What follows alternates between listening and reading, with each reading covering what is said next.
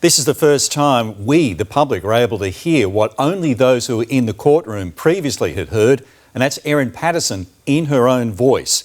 This is a police record of interview that was done shortly after she was taken in for questioning, and it's been released as part of a trove of documents and recordings made by the Supreme Court today after her murder conviction last month for 3 murders. Now, what you're about to hear is the entire police record of interview, including questions and answers from Erin Patterson.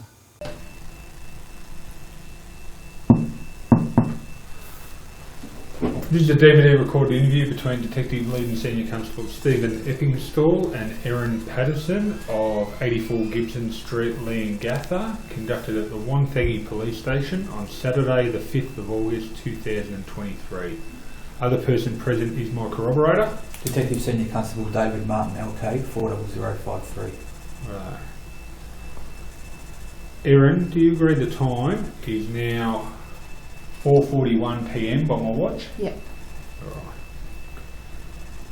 Could you please state your full name and address for me? Erin Trudy Patterson, 84 Gibson Street, Leongatha. Alright. Erin, I intend to interview you today in relation to the death of 2 people, being Gail Patterson and Heather Wilkinson. Before continuing, I must inform you that you do not have to say or do anything, but anything you say or do is being recorded and may be used in evidence in court. Okay. Do you understand that information? Yeah. Alright, I must also inform you of the following rights. You may communicate with or attempt to communicate with a friend or relative to tell that person of your whereabouts. Okay. You may communicate with or attempt to communicate with a legal practitioner. If you're not an Australian citizen or permanent resident here in Australia, you may communicate with or attempt to communicate with the consular office of the country of which you are a citizen. Okay. Do you understand all of these rights? Yep. Okay. Do you wish to exercise any of these rights before the interview proceeds? No, sorry. No, I don't. That's all right. Now, I'll just confirm with you that you've had an opportunity to speak to a solicitor Yep. before this interview commenced. Okay, and you're happy with that? Yep. Alright. Now, I'll also remind you that your rights are with you for the entire time you're with us. Okay, so if you decide later on you want to exercise on any of those rights, Yep. you just let me know and we'll Sure. do that. Alright? Now, what is your age and date of birth? 48, 30th of the 9th, 74. And are you an Australian citizen? Yeah. Are you a permanent resident here in Australia? I was born here and I live here and I'm a resident of Australia. Is that what that? Yeah, that's fine. Okay. And are you of Aboriginal or Torres Strait Islander descent? No. Okay. Right. Now, as we discussed earlier, and we've been together for a few hours now. It was after 11:30 that we came to your house today. We want to discuss the deaths of Heather Wilkinson and Gail Patterson today with you. When we were at the house earlier, we discussed that you hadn't really been kept in the loop, and it had come as news to you that Heather and Gail had both passed away.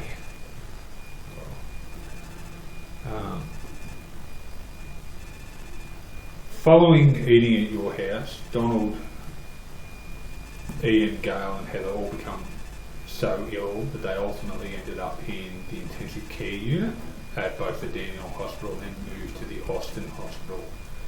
Right. Following that, they had a deterioration in their condition, and that they become so ill that their livers have failed. Right. Okay. Donald underwent transplant last night. Oh. Okay, and his condition is still extremely critical as of last report. Heather and Gail passed away. Right. In relation to Ian, I don't have a current prognosis in relation to where he's at. As of late yesterday, the diagnosis isn't great for him either. Right. We're trying to understand what has made them so ill. You understand? Yeah, while we're asking these questions. yeah. Conversely, we're trying to understand why you're not that ill. Mm. Right? So you understand why we're interviewing you today? Yeah, I do. But I'm sure you understand too that, like, I've never been in a situation like this before, and I've been very, very helpful with the health department through the week because I wanted to help that side of things Yes. as much as possible Yep. because I do want to know what happened. Yep. So I've given them as much information as they've asked for and offered up all the food and all the information about where the food came from. No, I fully understand that. Yeah. All right. At the house, and I must say, for the record again, you were very helpful at the house and you did point out a couple of things for us that will help us with our investigation. Mainly the fruit platter that you said Heather bought for you and the gravy in the fridge in the pantry that you said was from the night and you kept on advice from the health department.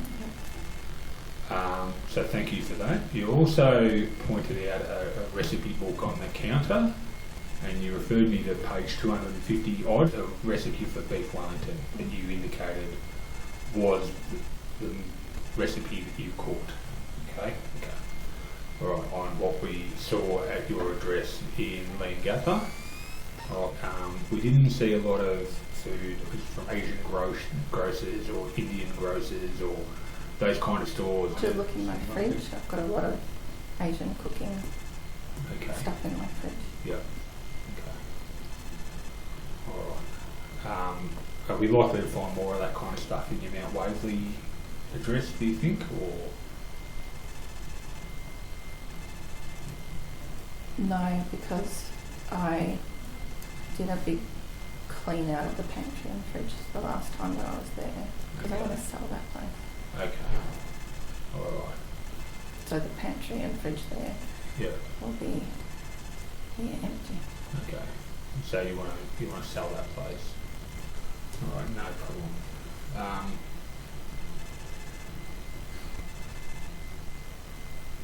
Obviously, we've got concerns in relation to these mushrooms and where they've come from. Okay. Is that something you've done in the past, foraging for mushrooms or anything like Never. that?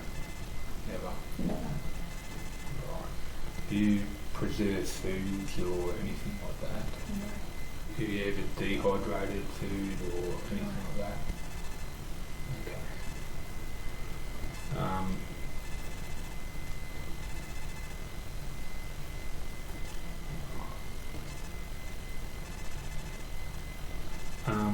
You've described to me relationship with your ex-partner Simon. Right. I'd like to understand why you had his parents and his uncle and auntie over for lunch on the 29th of July. Because I've got no other family, so they're the only support I've got Okay. left, and they've always been really good to me. Yeah. And I want to maintain those relationships with them, Yeah. in spite of what's happened with Simon. Yeah. Okay. I love them a lot. They've always been really good to me, and they always said to me that they would support me with love and emotional support, even though Simon and I were separated, and I really appreciated that. Yeah. Because my parents are both gone. Yeah. My grandparents are all gone. They're the only family that I've got, Yeah. and they're the only grandparents that my children have, and I want them to stay in my kids' life, Yeah. and that's really important to me. And I think Simon hated that I still had a relationship with his parents, but I love them. Nothing that's ever happened between us, nothing he's ever done to me will change the fact that they're good, decent people that have never done anything wrong by me ever. So we've been told that on the 31st of July, so 2 days after the lunch, you went to the Leongatha Hospital, okay, and that you were only there for about 5 minutes and then you left. Can you explain why you went there for 5 minutes? Yeah, because I just went there thinking I needed a couple of bags of saline because I was really dehydrated. And they said, we want to admit you and send you to Melbourne. Yeah. And when you've got animals at home Yep. and children who have multiple after school activities, you can't just be told to drop everything and you're off to Melbourne for overnight. So I had to go home and feed the animals and pack my daughter's ballet bag. Yep. And I did that. And I went back. Okay. Who did you speak to? So I walked in Yep. and there was like, I don't think they were a nurse. It was like, I don't know, it could have been an enrolled nurse or it was like a helper person in the triage room, Yeah. right? And she's just like, are you okay? And I said, well, no, I have to run to the toilet. I've got diarrhea. And she wasn't quite sure where it was. And so she went and found out and showed me where it was. And then she said, I'll go and find someone. I'll get a nurse or a doctor for you. And so I went to the toilet. I came back out and I was waiting in the triage area. And then a doctor came out, Dr. Webster, and he said to me, sorry, that we're going to be a little while because we've got a couple of critical patients in the hospital. And I said, that's fine, don't worry about me, I'm just a gastro case. I'm not urgent, obviously. And he said, oh, what's your name? And I said, Erin. And he said, oh, we've been expecting you because other people that you ate with on Saturday were sick. Yeah. And he said, can you come through? And I said, sure. And I came in. And then he said to me, I can't say the exact words, but he said something along the lines of, we've got a concern they've eaten death cap mushrooms. Okay. And I said, what? And he said, yeah, that's what we think they've eaten. Yep. And then he started asking me about what food I served them, and I told him. All right.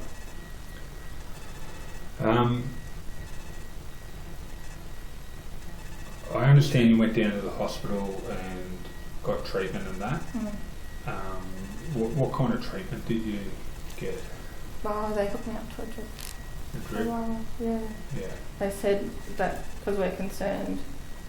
So Dr. Webster had to leave. I think he was at the end of his shift, and he passed on to another doctor, Dr. Foote. And she said to me, because the concern is that everybody's eaten something that hurts your liver, we need to give you this protective medicine. Yep. And so there was saline and acetyl something or other. I don't know what it was. But she said we need to give you this and then put you in an ambulance up to Melbourne where they can give you more, I don't know what the word is, more where they can care for you better. Yeah. Yeah. So I got saline and this other stuff and went in an ambulance up. Okay. How long were you in the hospital for down in Melbourne? Till Tuesday afternoon. Okay, so Monday, Tuesday. Yeah. All right.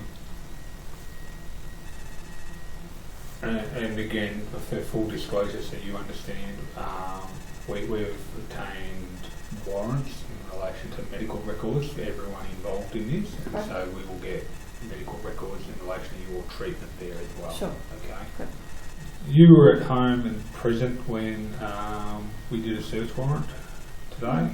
All right. I know you weren't watching everyone at all the time, but I just want to go through on tape some of the stuff we've, and like I said, we'll give you a copy of this, everything we've seized. Kitchen, far left bottom drawer, instruction manual for a Sunbeam Food Lab electronic dehydrator. What's that in relation to? Do you know anything about a dehydrator in your house? Or? No. Okay. Do you own a dehydrator? No. Okay. I've got manuals of lots of stuff I've collected over the years. I've had all sorts of appliances and I just keep them all in. Oh, okay. Yeah. When did you own a dehydrator? I don't know, I might have had one years ago. Okay. What did you use that for? Like when I first got the Thermomix, I got really excited about like making everything from scratch, you know, and Yeah. I did a lot of, you know, like everything from scratch ingredients, and I did a lot of that, so I could have had something like that Okay. back then. Kitchen bench located against the wall. Recipe tin eats book. Okay, I'm not sure. That's Against that recipe book. that's that same book that we Mm. the Wellington recipe come out of. Yeah. Right. From the fridge, we got the fruit salad platter, which you pointed out. Mm. Then in the fridge in the butler's pantry, we got the white jug containing the brown liquid, Yeah. which you pointed out as well. Yeah. So thank you for that. From the study, we took the computer, we took another computer, and we took another computer. Right.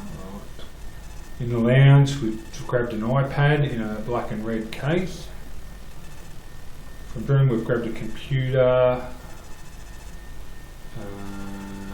Oh, that would be an old one I had up in the top of his cupboard. Okay. Yeah, okay. Yeah. That's Yep. a very old one. All right. So that, if I had to prioritise, that would be the bottom of the list. I don't think anyone's powered that on from fairly long. Okay.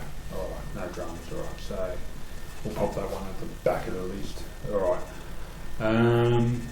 A black mobile phone, which again I'll prioritise tomorrow for you. Thank you. Upstairs bedroom 2, far left towards backyard. Says Erin's bedroom, so I assume that's yours. Apple iPad. I don't own any iPads, but they would be tablets, Android tablets. Oh, okay. There's a Samsung tablet listed below that, located on top of the bed. Yeah. Okay. Maybe they've got it wrong, that it's not an iPad, it's some other tablet. Samsung tablet.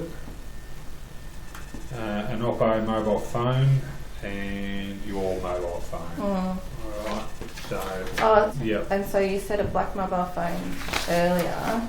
yep. So that would be a Nokia. It's a really old Nokia that I've got for, like, you know, if you break your phone. Yeah, yep. And you got to send it away from repair, and you need. So I've got this like really old thing. So That's right. yeah. Your mobile phone would be the top, Yeah. and then we're talking And then about there's his work school computer, followed by the GeoForce one. the GeoForce one. Yeah. David, One thing I wanted to clarify, to make sure I've got it right, you obviously were certainly taking notes. When you went to the Leongatha Hospital and you said you went in there, and you got shown to the toilet, but you said you had to go home to pack stuff, and your daughter's bag and that sort of thing, and feed the animals. When you had the conversation with Dr. Webster, was that when you first went there or afterwards? I don't remember.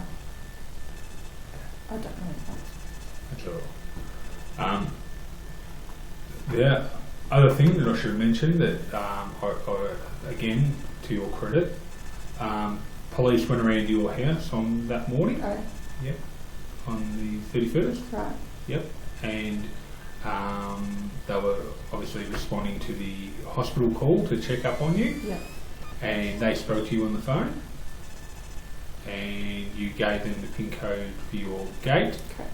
And directed them to the bin where there were some leftovers. Correct. What are those leftovers that you directed them to? They were the uneaten food from the lunch. Okay. All right. Yeah. So you helped them in getting that so it could be sampled. Because my kids ate the meal too, Yeah. but there was stuff that was left over, and it went straight in the bin. And so when I went to the hospital and they said they were concerned that everyone ate some contaminated food, I said, well, there's the leftovers in the bin, you can have it. Yeah. Feel free to look through it. Yep. And I said, I'll go and get it if you want. And they said, well, that's fine, you need to go on a drip. We'll call the police. And I said, well, that's fine, just let them know I need to give them a PIN code. Yep. So they did that, and a bag of food appeared a bit later. Yep. So, So yeah. yeah, So thank you for helping us locate that. it's fine. All right. Anything else, Dave? No. All right. Any questions at the moment? All right.